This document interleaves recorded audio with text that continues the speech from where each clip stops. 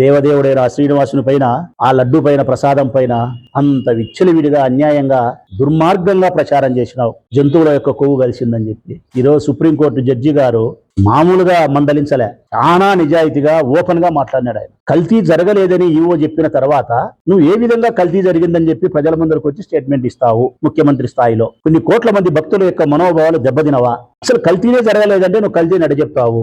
4 ట్యాంకర్లు ఎన్నికి పంపించినామంటే నువ్వు కలిసిందని నడి చెప్తావు. సెకండ్ ఒపీనియన్ వేరే ల్యాబ్కి ఎందుకు పంపలే? కల్తీ జరిగిందంటే లబ్లు ఎందుకు పరీక్షించలే? కల్తీ జరిగిందని చెప్పిన తర్వాత మళ్ళా సిట్టును ఆదేశించడం ఏంది? కల్తీ జరిగిందని ఒక దర్యాప్తు ఏంది? దర్యాప్తు చేసేది ఎప్పుడు?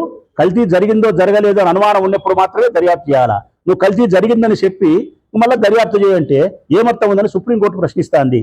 ఇంత స్పష్టంగా ఈ రాష్ట్ర ప్రభుత్వాన్ని, ముఖ్యమంత్రి గారిని మందలించిన తర్వాత కూడా ఇంకా మీకు బుద్ధి రాకపోతే, ఇది సరిపోదంటే, బుద్ధి రాకపోతే ఇంతకంటే పెద్ద స్టెప్పే మళ్ళా ఏడుకొండల వాడు ఇంకొక నిర్ణయం తీసుకుంటాడు. ఆ స్వామి చేసే లీలలేవి. సుప్రీంకోర్టులో జడ్జి గారితో కూడా ఆ స్వామి చెప్పిస్తున్నాడు. ఇది సరిపోకపోతే మళ్ళా ఇంకొకటి కూడా మీకు ఉంటుంది వెనకమ్మడే. నువ్వు ప్రజలకు మోసం చేసినావు, ఎన్టీఆర్ ఫ్యామిలీకి మోసం చేసినావు, నీ అనునీయులకు చేసినావు, దేశం ప్రపంచంలో అందరికీ మోసం చేసినావు.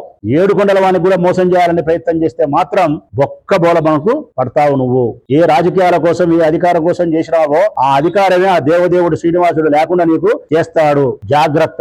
ఇక్కడికైనా బుద్ధి తెచ్చుకొని స్వామివారి ప్రసాదానికి అపవిత్రం లేదు అని చెప్పి సుప్రీంకోర్టు చెప్పిన విధానానికి లోబడి నువ్వు మడుచుకుంటే మంచిది.